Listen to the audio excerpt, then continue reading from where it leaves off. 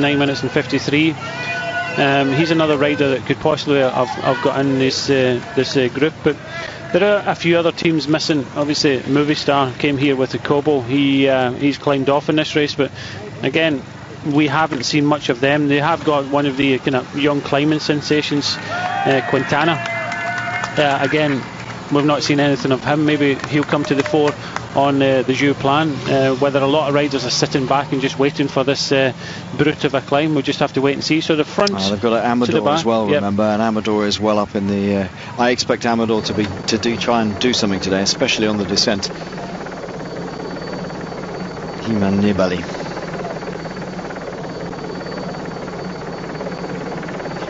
Brice Filiu is on the final climb of the day, the Col de Joux Plane, and the remaining 19 riders who are not really working together, but they still have a gap of about 140 over the peloton. They are coming very shortly to this Col de Joux Plane, and after a while it'll be every man for himself on that hill. And then as they turn in to begin the climb, it'll be down to the big guns behind to look at each other, mark each other, and see if they can break the spirit.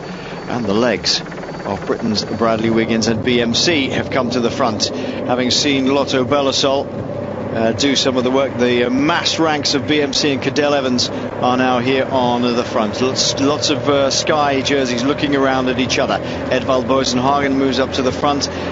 We just saw Richie Porte on the other side of the peloton looking and seeing where everybody is. They've been shut off a little bit here. It's just about positioning now. Yep. That's what they're trying to do, BMC. They're not trying to bring these guys back. They're just trying to put Evans in the best possible position right at the bottom of the... Ooh, careful, careful. Around they go.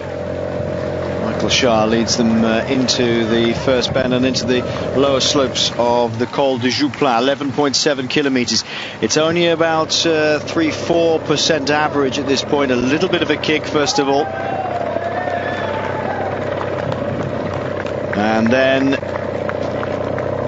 starts to ramp up. By the time they get to about 3 kilometers, there's a wicked little climb, little ramp that goes up for about 500 meters or so, of about 12, 13, 14% even. Then it drops down a little bit. Looks like you might get a little bit of a break, and then suddenly wallop, you're hitting the face with 10, 12% or more before dropping down a little bit again and up once more towards the finish. It is a wicked climb, this one.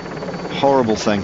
Yeah, they're starting to pull the cars out this gap, so this gap coming down very quickly now. You can just see some of the team cars. We just passed them on the left hand side of our screen as Switzoff and Gilbert at the front for Sky on the right, and BMC on the left hand side. Cars on the left hand side of the road there, left hand side of your screen, right hand side of the road, handing out bottles whilst they can. Last possible real chance that anybody can get a bottle or anything that they need here. You just see Barredo looking after Kelderman. He's a wee bit further back in about the 20th place at the moment. So Barredo, with his experience, trying to bring Kelderman back up to the front of this main group. Samuel Sanchez, the Olympic champion, number 101 there, just at the back in front of Simon Gerrans. Back at the head of the race though, Brice Filiu is by himself, and look at the riders already getting tailed off here. Kvitschuk, sorry, gone. 3 of the Lamprey boys already tailed off, and that's Tony Galopin. Now Galopin, it's not his natural environment climbing mountains, but he's not that bad. But I think he's possibly a little bit worse for wear today. There we are. Had a crash on the descent of the Col de Joux early on in the stage. Jurgen van den Broek. Van den Dert. Sorry, it's Van den Dert at the front, sorry. Yep. Looking back to see where Jurgen van den Broek is. He's on the right hand side of your screen with the jersey open. They're sort of spoilt for choice really in terms of climbers at the moment, Flanders. Yeah, well, it looks as if Van den Dert is riding for Van den Broek today. He just wants to. They want to try and win this stage, so they came to the front before this climb with the whole team trying to bring this gap right down, and they have. It's only 2 minutes and 27 seconds, and Van den Aert setting a tempo now because they want to try and grab this stage win today. They don't want Brice Filleux to stay away to the finish. They want to try and grab this stage win because they think that possibly the podium was too far for them with the amount of riders and the amount of time he's got to make up.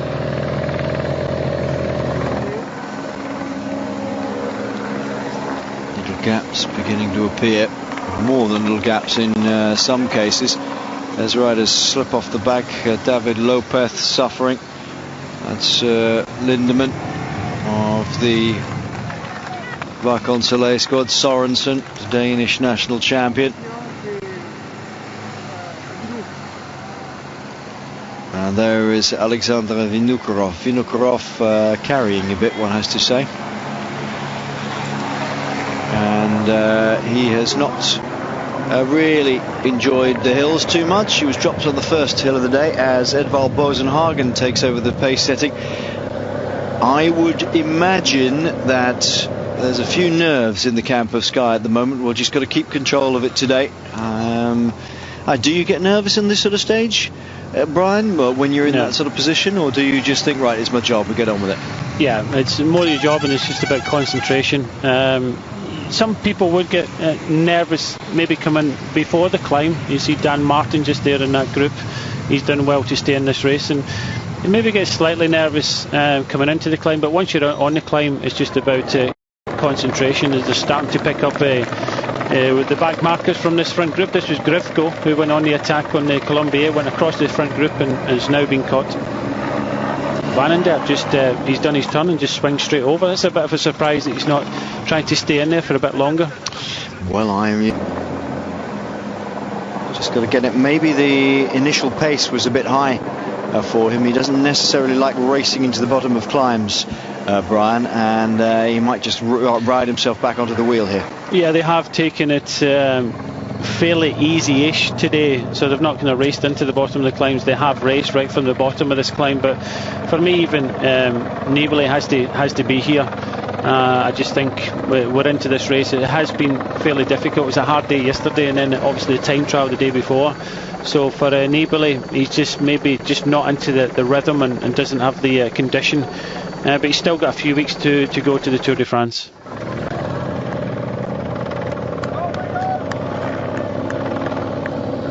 .2:14 is the gap between the yellow jersey and this man, Brice Filleux.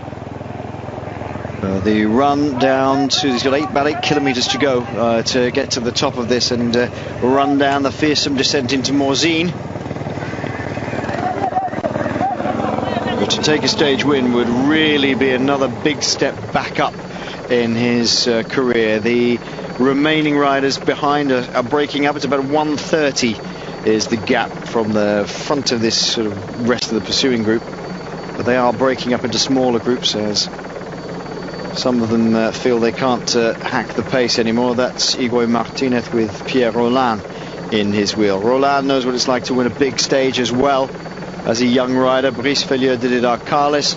Of course, that man there, Pierre Rolland, did it in one of the most famous mountains of all, not so very far away, in Alpe d'Huez last year. There's Sarmiento. He's taken a whole hatful of points today for the mountains classification. And now looking back to see where everybody is. I wonder if he's looking back wondering where Vincenzo Nibali is. Sylvain Chavanel, the French champion, with, I think he's at, I'm not sure, it's Cadre or Riblon just ahead. Yeah, Cadre. Riblon's got yellow Mavic shoes. Oh, he's got the yellow Mavic shoes on today, has he? Riblon. Good climber, Christophe Riblon. Very good, aggressive rider. This is the front group. Diego Machado now on the front ahead of Pierre Rolland and then Alexander Genier of Argos Shimano. Good to see them in the mix. Yeah, no, definitely. They are preparing for the Tour de France. They are one of the wildcard riders, or team, sorry. The rider in the centre of the picture in the red is Di Gregorio. Again, Team Sky doing a tremendous amount of work in the front with Boasson Hagen, and doing a great job today. As we said yesterday, they were toiling a bit parts of the stage, and they've recovered well and doing a fantastic job. 2 minutes and 6 seconds, and this man here, Brice Filou, who went on the attack in the penultimate climb here on this stage, is starting to look a bit weary, and still the stage is up for grabs here, but again the pace being set by Boasson Hagen is just hard enough that it's whittled this main group down to about 30 odd riders. Barredo now getting dropped from this group is a bit of a surprise, but yeah, the stage won, but no attacks yet from the likes of Evans or any of the other contenders yet. Well, I'll tell you what, if you get you've got a bit of a headwind, as you can see, if you get Edvald Boasson Hagen in the form he is at the moment on the front, just setting a hard pace, it's pretty difficult to attack at any point. Vincenzo Nibali in trouble as Biel Kadri is getting brought back by the peloton. Port looks behind him to see where Wiggins is. Wiggins is happy to look behind him. They still look comfortable at the moment. Van den Broek with the shirt open for Lotto Belisol. The red flashes on the shorts. Yeah, this is impressive with Team Sky. It's really impressive. They're just eating people up and spitting them out. But as we know, Brian, it's not necessarily about the steepness of the mountain. It's about the pace at which you set about going about your work on it. Yeah, and Team Sky are setting a good pace, and as you said earlier, it does get steeper towards the top of this climb, so difficult now. Reblon and Chavanel, as Reblon's tried to get some water. Oh, again, didn't want to give him it. Just a smile there. One of the Swan Ewers from Amiga Pharma didn't give him a bottle, and he's just gasping for it at the moment.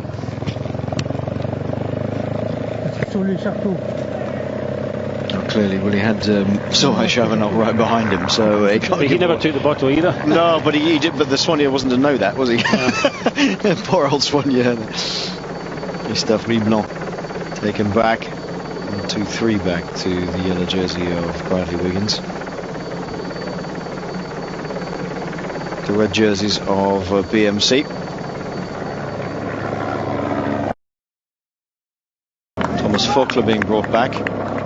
Well, that's what Wiggle wants. He just wants a steady, hard tempo, and just practice makes perfect. And over the last few days, they've been able to practice this, which is good for the Tour de France coming up. And you can just see the main group now. There's only about 30 riders left, and as we thought right from the start of this stage today, a lot of the riders giving this climb a lot of respect and expecting big attacks, and this race is split up all over the place.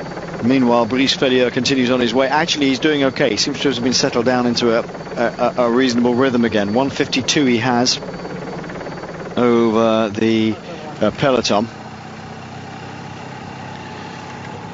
And although he's in and out of the saddle a fair amount, he's just got to keep going now for another 6.5 kilometres to get to the top and then plunge down the other side. It'll be difficult to catch him once he gets there, so it's really a race for 6.5 kilometres. Yeah, this is a show of strength from Team Sky, and you just see Brice Filou just asking how far's the summit. He is starting to really feel it now, and if Team Sky can take this, not only will they be looking after the yellow jersey of Bradley Wiggins, then if they keep numbers there, they could be thinking the stage as well. I was thinking the same thing. I was exactly thinking the same thing. If they keep the numbers there and they can keep pulling back Brice Filou, who's to say that Wiggins himself might not go for the win, or give it to somebody? Yeah, you'd give it to someone else. I think so. If it came into town, I wouldn't be surprised if there's still numbers there. I'm not too sure about Boasson Hagen, if he's going to hang in for the whole of this climb, but Wiggins is the sort of rider that he'll just lead into Morzine and try and lead out one of his teammates, maybe Michael Rogers or Richie Porte, someone like that. He's quite old school like that. Alberto Losada leads Pierre Rolland, Diego Machado, Igor Martinez, Matteo Carrara and Remy de Gregorio. They're almost caught. Oh, blimey.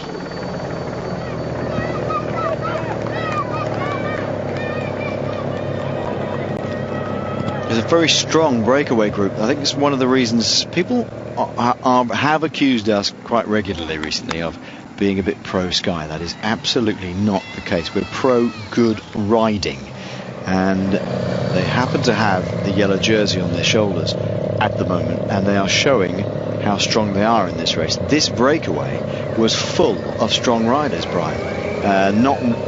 Not one of these riders is a weak rider, and had some very, very accomplished riders in it. And look at the way they've been brought back, as Bosenhagen has done a huge turn on the front, and now it's his turn to just get over at what sort of pace he can. I'm not surprised he's a bit knackered, but they are riding exceptionally strongly, especially this man. Well, when you compare it to teams, of Tour de France winners in the past, Team Sky are looking exceptionally well in the mountains, in this race especially. They've controlled things.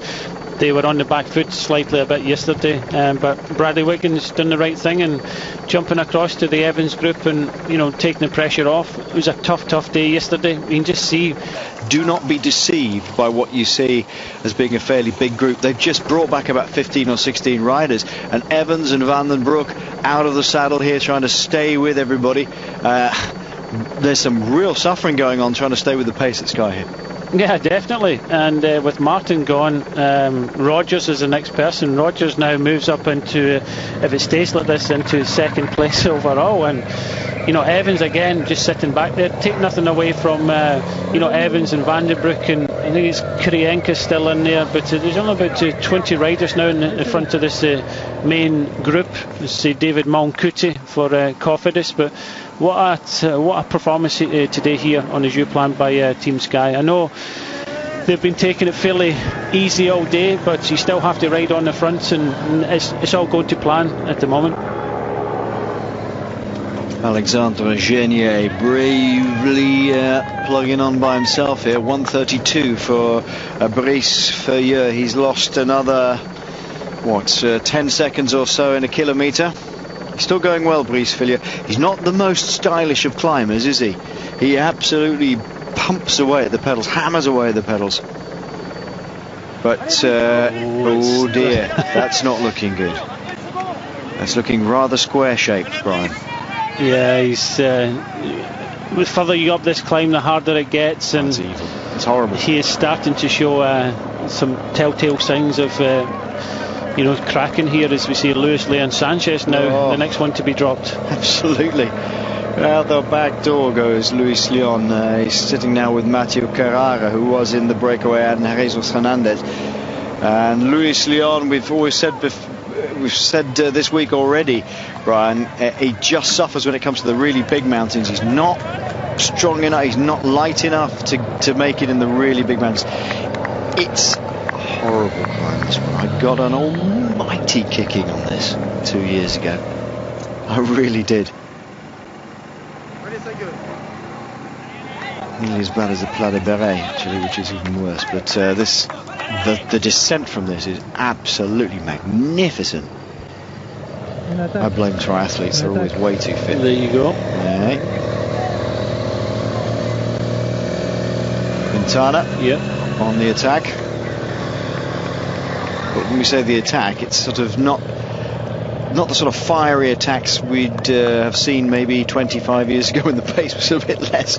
When the pace is so high, there's not much you can do in attack except just ride slightly faster. Yeah, it just goes to show you the pace that they're setting at the moment. And Quintana, we thought he'd wait to the kind of big mountains like this, and again the pace setting by Team Sky, he just accelerated slightly. Again, at the top of this climb, 4.7 kilometres. Brice Feuilleux is not going to be able to hang on, and unbelievable here. It's just look at the damage that Richie Porte and Bosenhagen has done. Is whittling all this group down. Roland goes, so many riders, and again, if we look at the overall, Tony Martin's gone. Is Kelderman, the white jersey, still in there? And we know that Evans is still in there. Evans is just about in there, but he's out the saddle a lot of the time trying to hang in there, that's for sure. And Jurgen van den Broek is still in there. He's at 2 minutes and 22 seconds down. Impressive riding by Porte, Bosenhagen and Wiggins, of course, at the front. Hopefully we'll be able to go back, because it looked as if Coppell's now struggling. He's another rider sitting 10th overall, but I saw a BMC rider struggling. Kelderman's gone. Kelderman is just ahead of Coppell, so he's gone as well. Quintana is now trying to accelerate and get away across to Brice Fillieux. Well, if this continues, Bradley Wiggins and Michael Rogers moves up into second place. Evans is still in there. He's sitting obviously provisionally third. Chris Froome will move up. So again, a very select group. Machado's still in there. Wow, he's climbing well. But this is the Wilco. This is a disappointment for Wilco Kelderman. Done a terrific time trial and starting to struggle in this. He's got absolutely no teammates. Still not that far behind though. No teammates to help him. Luis Leon Sanchez has been dropped. Barredo's been dropped. He's just around the corner actually, Wilco Kelderman. So he's fighting by himself in the Best Young Riders jersey. The specialist time trialist from Rabobank. Yeah, TJ Van Garden's still in there for BMC with Evans. Oh, poor old Alexander Genier. He's trying so hard to stay there. You get Peter Winning there for Orica Green Edge. This is really tough, this section here. I remember this. This is really nasty. It gets very, very steep just here and around the next bend as well. And this is where we'll see another group of riders sliding gently off the back. And look at Brice Fillieux. He looks a bit like that guy from the Belleville Rendezvous cartoon, doesn't he, when he pedals? He's so gawky on a bike. When you watch him, when he's pushing the pedals down like this, he almost jumps the front wheel off the ground at times, pulls it up when he's really pushing hard on those pedals. Yeah, he's not smooth at all. Nobody could accuse him of being stylish. He's using every energy in his body. Absolutely. And that's what you do. I mean, that's why you grip those bars so tight, using them as a brace against the rest of your body and your core muscles as well.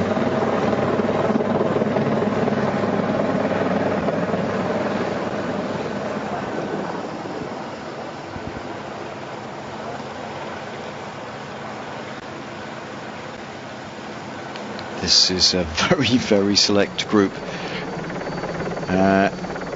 Climbing well here. Vasily Kirienka in the middle. That's the best we've seen him climbing for a while, Kirienka. He's a very strong man. Evans looks as though he's feeling the pressure a little bit. He knows how to dig in. Wiggins looking very comfortable and calm. Rogers just behind him.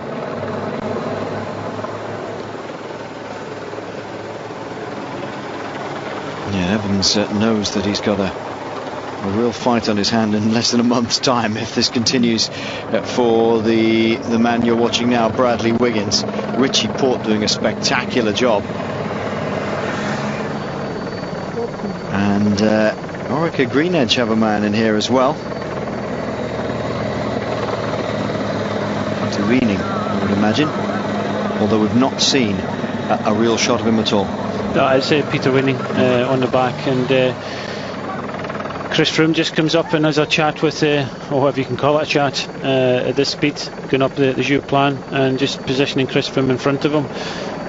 Michael Rogers will just sit behind the yellow jersey. Jürgen van den Broek, number 31 there. Karl Evans, BMC, Peter Winning, Kirienka, and the last person at the back is the Zubeldia. And Machado just hanging on there from ground. He was in the front group of 20 riders, or 19 riders went away, and he's hanging in there with his skin in his teeth. Just about. Good to see Jaime Zubeldia. Yep. And good to see Peter Weening as well. Weening feels he's had a difficult time. He's adjusted well to his new team. 54 seconds with 3 kilometers to go to the summit, and it's beginning to look a little bit more difficult for Brice Fillieux.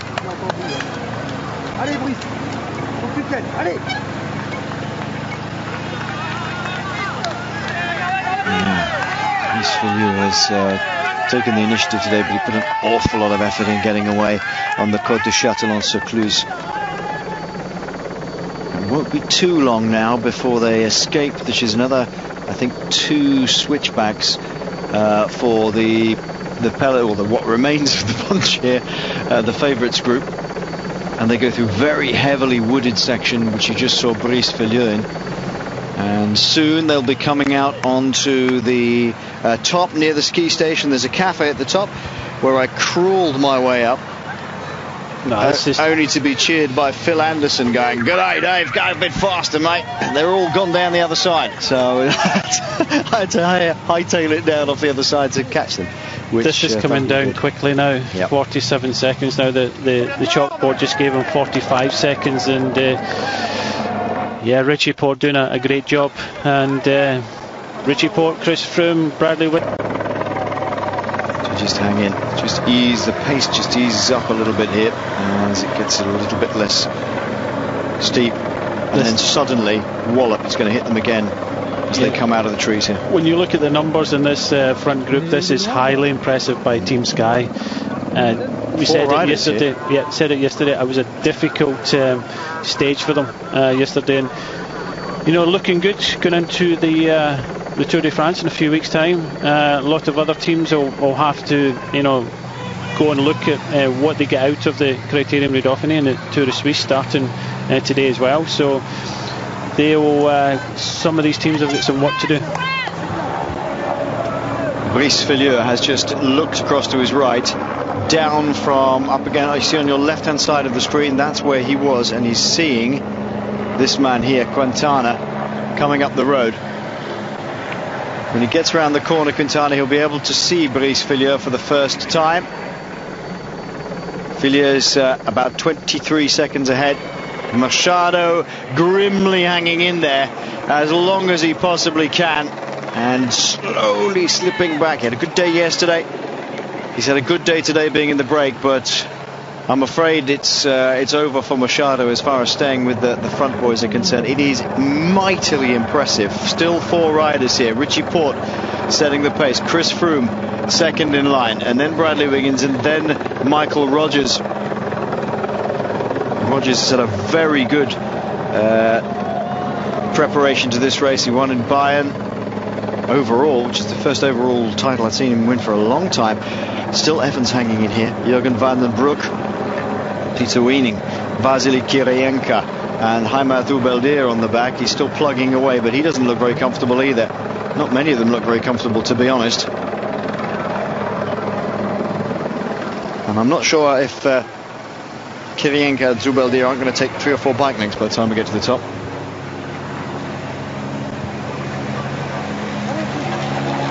33 seconds on the clock there. We had 23 from Race Radio. Yeah, that's to Quintana. Quintana is still in off the front of this 9-man group now, with 4 Team Sky in it. So 26 seconds back to, you can just see Quintana kind of halfway across the gap to Filieu. Does look very much like Sky are really wanting to bring everything back towards the top of this climb, and maybe be thinking of even having the stage win. You would think so, with having 4 riders. As Brice Filieu on the right with the blue helmet on, just about to be caught by the green helmet of Quintana. He looks around and he must be absolutely demoralised. Oh, look at that. Gets on the drops and thinks I'll try and hang in with Quintana if I can, but no. Day over for Brice Filieu. Brave effort. He put so much effort in, and Quintana just continuing on his way. Much smaller climber. He's already had a win this year with the Tour of Murcia earlier on in the season. Yes, he had a very good early season actually, but sort of keeping himself quiet up to now. On the way to the Tour, I would imagine. Richie Porte still plugging away. You have to wonder at what time in the career Richie Porte will be a team leader in his own right.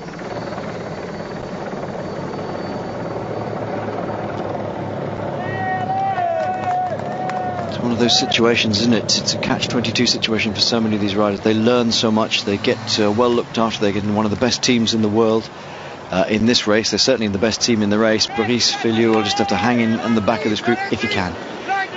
But riders like Richie Porte, of course, going to events, very young though. Yeah, going to events and leading, and you know, he came to Team Sky and he slotted in really well. Sometimes people do take some time, but it's just the companionship with Bradley Wiggins. I know they do a lot of training over in Tenerife and up Mount Tidy, and you know, it's obviously paying off. This, I can't, you know, when you look at this performance by Team Sky, it's ranked right up there with any other team performance I've seen over the last decade. You only have to look at you know, back to the kind of Lance era, where we see a team, you know, like you know, US Postal and things like that come to the front and do this. And you know, we were talking the other day about ticking the boxes.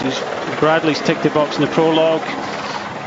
He's got through the kind of flatter stages with the help of his teammates.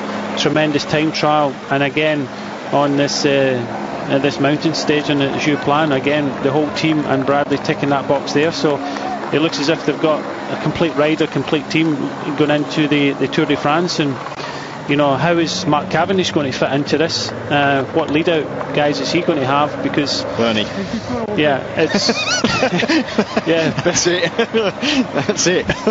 So many other teams are going into the Tour de France. How can we beat the Sky Train? Well, the whole Sky Train won't be at the Tour de France.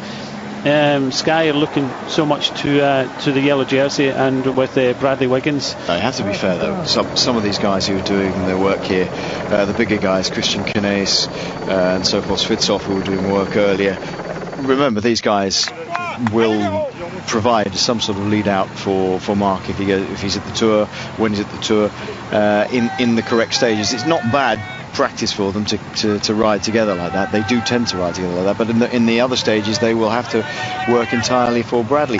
It's not the lead out train for the wins that's going to be the problem, because Mark is bar none the fastest man in the world. Just ask Brett Lancaster, who we were talking to yesterday. Fastest man in the world, that's it. Or Matt Goss, he'll say fastest man in the world. It's not so much the lead out that's the problem, it's how it's getting over these. It's having the companionship to get over these, and I think Bernie's going to be the only man with him, to be honest. And I also think that Mark Cavendish is very capable of winning on his own. You can only remember when he lost Renshaw at the Tour a couple of years ago, he still went and won stages. So he doesn't need the big lead out, and that's where some of the other teams maybe benefit. If Orica Green Edge want to go to the Tour with Goss and do the lead out, you know, it's up to Mark and Bernie to work off that lead out and try and win the stages. It's going to be maybe slightly more difficult than having a complete Sky Train, but Team Sky want to win the Tour de France. That's what they've set out to do when they first formed, and this is the best opportunity, and the performance they're doing today is ranked up with any performance I've seen since I've been watching cycling. Quintana has 17 seconds over the yellow jersey of Bradley Wiggins as they get towards the summit. Jill BH saying you should bring a lot of feelings. You should ride all the mountain stages first in the Tour. I do try and ride as much as possible, as many as possible. Not always possible. It takes a long time to ride up a mountain when you're as slow as me. But you've got to get to the end to do the commentary. But yes, it's I think most commentators, I know Chris Boardman and Rolf Sorensen and other riders, Graham Jones, who ex-rider of course, we all ride these stages if we can. Jackie Durand I ride with a lot. But it's never pretty though, is it? It's never pretty. It's a lycra blob fest. But having said that, it is really useful. Yes. It's incredibly useful. And even people like yourself, Brian, who've ridden all these climbs, or a lot of these climbs, you forget what it's like. It's very, very useful exercise to do. And also you forget how fit you were true. until you ride them again. But magnificent. But yeah, we've got 21 seconds to Quintana, and he can go downhill as well.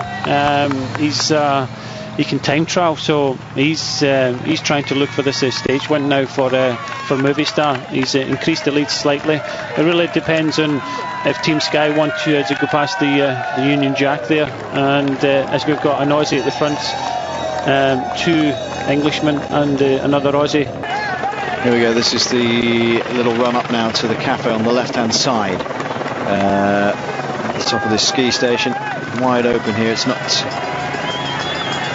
difficult. And they're going to come piling down now.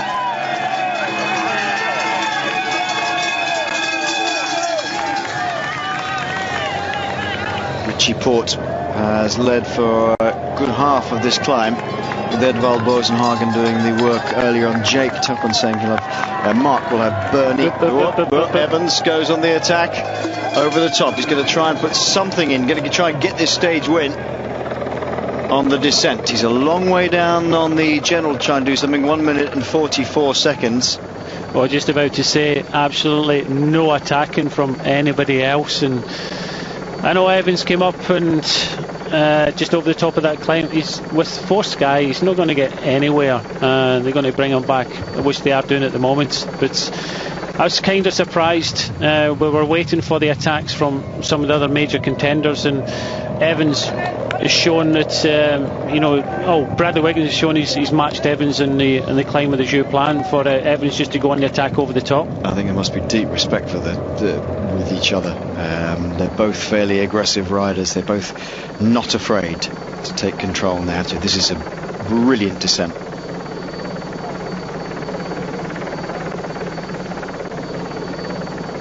Quintana is away, has 18 seconds of an advantage over this ultra select group behind, including Evans, Van den Broek, the yellow jersey of Bradley Wiggins, with 3 other Sky men with him. Richie Porte is here, Chris Froome and Michael Rogers, and it's Evans who leads them down at the moment. Van den Broek with the white helmet there, you can see. Peter Weening is in here. Vasily Kirienka of Movistar also is. Thubeldier still on the back, he is. Heimo Thubeldier of Radio Shack Nissan. This is a twisting, turning descent.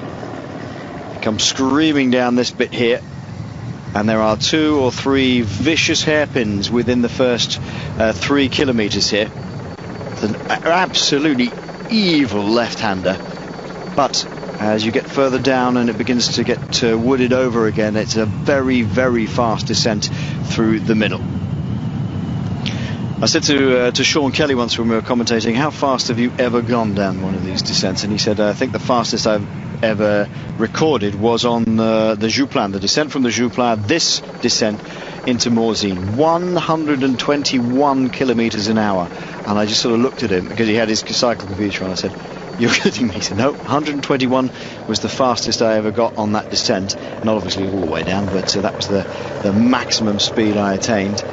And he said, you know what, the great Swiss rider Urs Freuler came past me and I couldn't hold his wheel.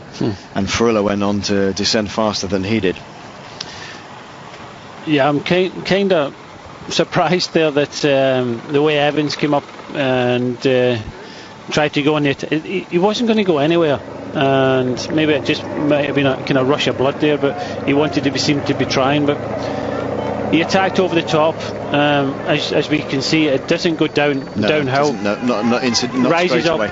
This is it rises up over here, and then downhill again. So he wasn't going to get away, and Team Sky just controlling things again. 13 seconds to this man, Quintana. Evans still possible stage win up for him. That's what he wants. I think. That's why I was a bit surprised that he went on the attack over the top, because he just has to sit there and go, look, I have been matched. I've been outmatched by Team Sky, so I'm just going to sit here and think of the stage win, because the other 5 riders behind the Team Sky train are all thinking that. But again, Richie Porte's at the front with Chris Froome, Bradley Wiggins, the yellow, Michael Rogers. Michael Rogers must be thinking of trying for that stage win as well. So could be a good day for Australia today. Yeah, what an Australian day. Evans, Rogers, Porte, all up here.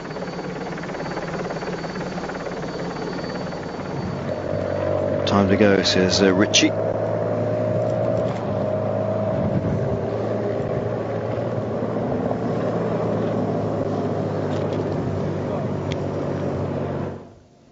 This just gets quicker and quicker and quicker down here.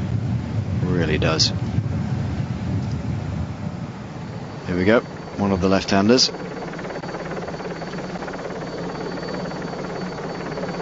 thanks to the expert advice of Mr. Kelly, I managed to take back the 5 triathletes down here, which is good. It was just, we were mentioning earlier, it's amazing how professional riders can remember descents and climbs when they haven't been over them for 20 years. And Sean was absolutely pinpoint accurate about where you should be going, you know, what the descent was like and so forth. And it is absolutely super fast, this one. Well, this is yeah, what Quintana has got a great opportunity of this stage, right? He's going to take chances, believe me. He's going to take some chances down this climb. He's used to going up mountains, and I know he can descend. You've got to remember that Team Sky will not take any chances in this climb. They're hoping that they can get down to the bottom of this climb and it's still 15-16 seconds and they can try possibly win the stage. So Quintana has got it all to do.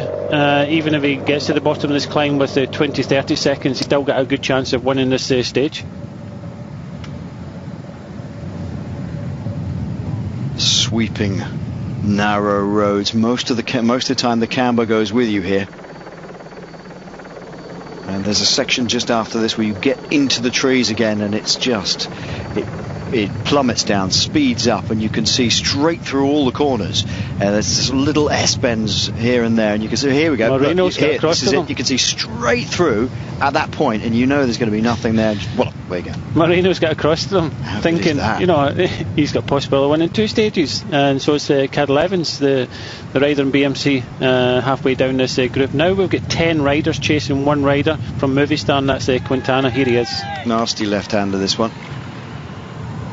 Right, come on Quintana, hold it upright. He just didn't want to go in that kind of damp patch there. If you go into that damp patch and then onto the corner, you could be sliding out. Just got a wee bit of dampness on the tyres. Yeah, it's looking a bit better for Quintana now. He is taking the chances. The yellow jersey the group will not take chances, and that's why Evans has decided to come to the front. He wants another stage win, and he knows that he has to try and catch Quintana. Yeah, he does indeed. This is the bend that Quintana's just been through. Evans is a very good descender, ex-mountain biker, World Cup winner, and the mountain bike Grundig World Cup winner. And he raced for Cannondale, moved across to road riding with Mapai. You mustn't forget, in his first Giro d'Italia he wore the pink jersey. Yeah, he did.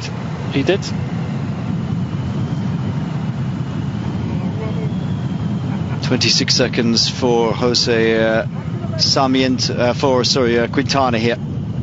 5 kilometers to go. This is looking good for Quintana. Another nasty left-hander.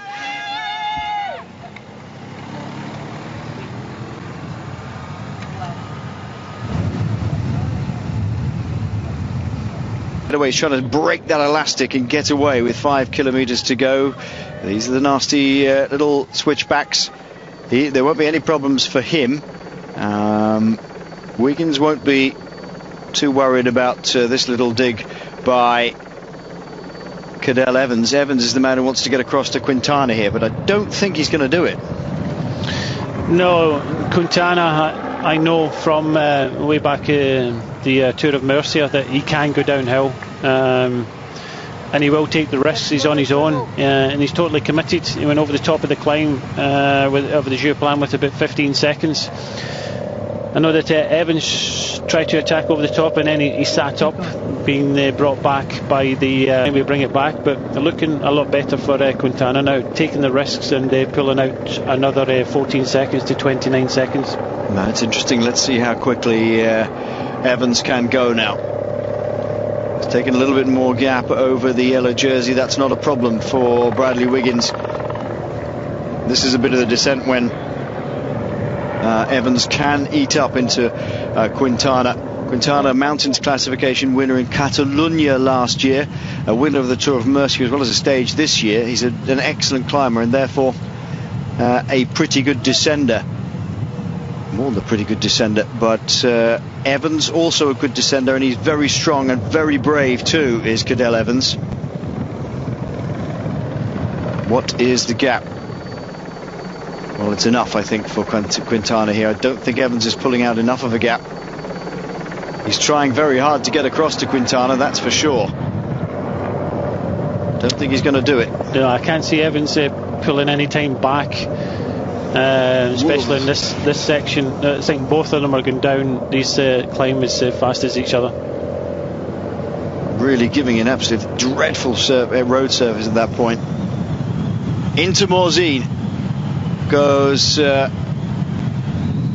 Quintana, Nero Quintana. As I say, he was a winner in Tour of Murcia, as Brian was pointing out this year. Won a stage there as well, and won the mountains classification in Catalunya last year. And let's not forget, he's won the Tour de l'Avenir. He's an excellent all-round rider. You don't win the Tour de l'Avenir without being good at everything. And plunging still down into Morzine. Nice little coffee shop on the right hand side here. I don't think he's got time to stop for a double espresso as we go down. 2 kilometers now for Wiggins. And Quintana, I think, is on the front tire, skipping and bouncing on Wiggins' bike. Whoops! That's a little bit of an unexpected corner, I think, for them. Flying into the finish. Quintana almost overcooking it. Wiggins is going to, Evans is going to have to watch that as well. Here he comes. I feel absolutely certain he's not going to be able to catch Quintana now, unless he can really time trial his way through it. Oh, lovely bit of cornering. What was that? Well, you did exactly. I said he'd have to watch it, didn't we? Still got that. I'm not going to take any chances, these guys, if I can possibly help it. Oops. That Michael Rogers is running a bit wide there.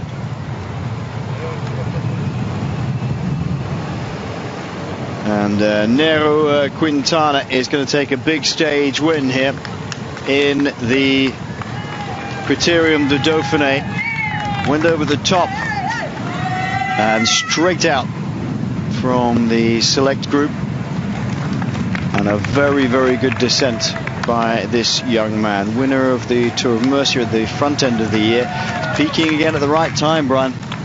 Yeah, looking good. We did mention him in the Movistar team, sitting back a wee bit today. We thought Amador might go on the attack, but this is a classy bike rider, one of these pure climbers, and we're going to see a lot more of him. Quintana taking a wonderful stage win off the Joux Plane today. Really taking enough chances to get away from everybody else, knowing that Team Sky are going to keep hold of the yellow jersey by being a little bit safer. Quintana takes the win.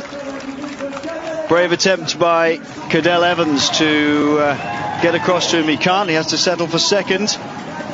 But still a good indication. Always driving for the line. How many seconds does he get over Wiggins? Just a handful. 10 at most. Wiggins comes in alongside Chris Froome. Jürgen van den Broek also in the group. And that was an incredible display of powerful riding by Team Sky. Really wonderful. Over the line for Grifko, I think. Terrific win by Quintana, but Team Sky marvellously strong and really just decimating the field, to be honest.